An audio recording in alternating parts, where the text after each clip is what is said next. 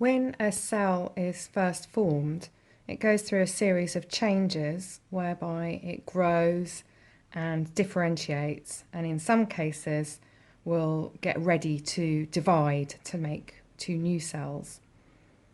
So this series of changes is called the cell cycle, and the first stage of the cell cycle is called G1. It's where the cell grows and it will differentiate. Differentiation means it takes on certain adaptations that allows it to carry out a specific job. In some cases, a cell will differentiate, it will specialize, and then it will stop at that point. It won't go on to divide. But in many cases, the cell will now, at the end of this stage, get ready to divide. And the first part of that is that it needs to replicate its DNA. This is called S phase, DNA replication. S for synthesis, it's synthesizing new DNA. The cell continues to grow during this stage. And you'll notice that the chromosomes look like little X's now. And that's because when the DNA replicates, the copied DNA stays attached to the original DNA. So here's a chromosome, and this is what this one chromosome would look like after DNA replication. There's the original chromosome, and there's the copied chromosome attached to the original one. So we still have one chromosome, but these two sections here, the copied and the original DNA, are called chromatids. And the chromatids are attached via what's called a centromere. And it's these chromatids that will separate during cell division. So this cell is now getting ready to divide by replicating its DNA. Eventually what will happen is one copy of DNA will go into one of the new cells and the other copy of DNA will go into the other of the new cells. What happens next is that the cell continues to grow, and it starts to make proteins that are needed for the cell to divide.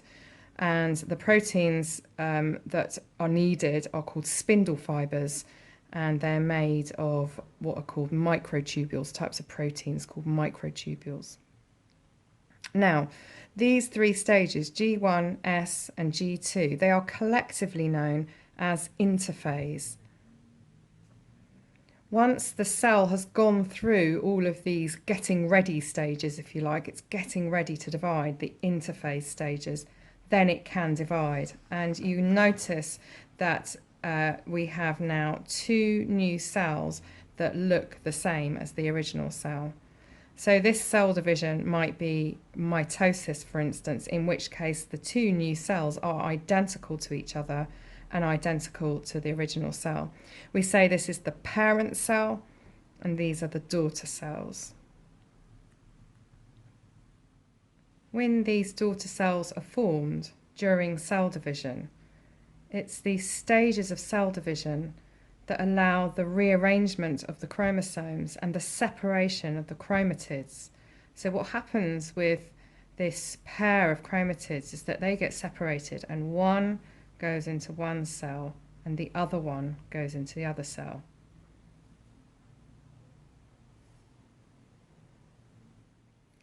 So we can look at these stages in the form of a clock face, if you like. We have our single cell, a parent cell up here. It goes through G1 and it grows. Yeah, that's what happens and it differentiates. During S phase, we saw that the DNA replicates. So at the end of S phase, the cell will be a little bit bigger and the DNA, the chromosomes will consist of chromatids attached by a centromere. And during G2, we saw that the cell grows a bit more and it makes proteins that are needed for cell division. And then during cell division, the cell divides and then we can add another cell there. And the reason why this is called a cell cycle is because this now repeats. Each of these cells will now each go through their own cell cycle and they will each divide to make new daughter cells.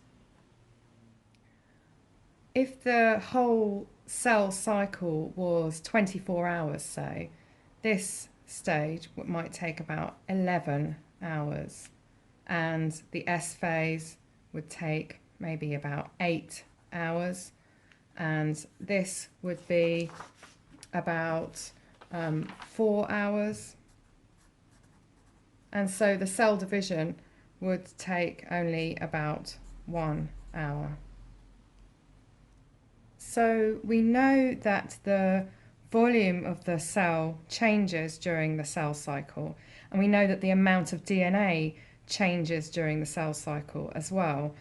So let's see what that would look like on a graph. If we were to plot our graph like this, maybe we would have the stages of the cell cycle along the x-axis, G1, S and G2, which are collectively known as interphase.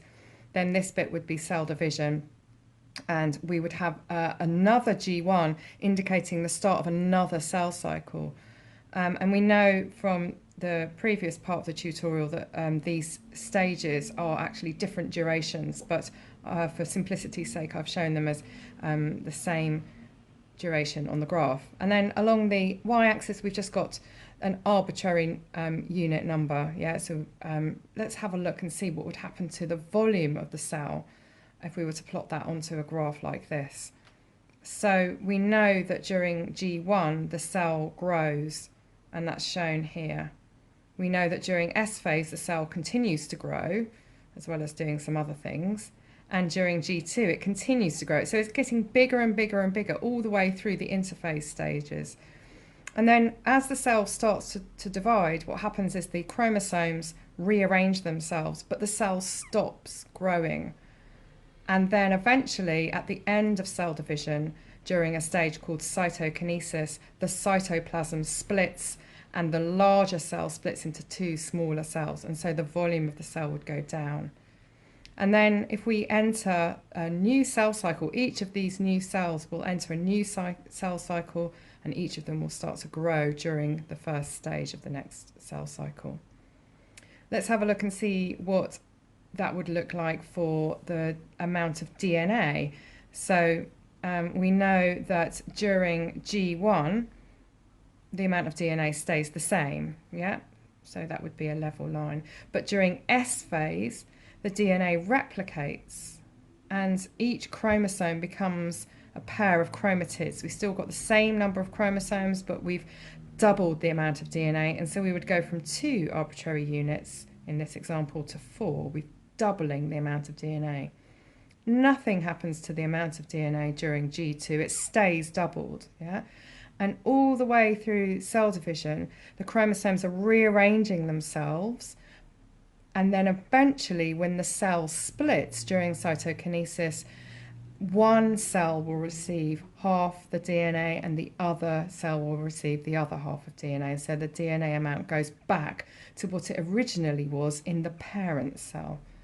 And then we enter a new stage of the cell cycle for each cell.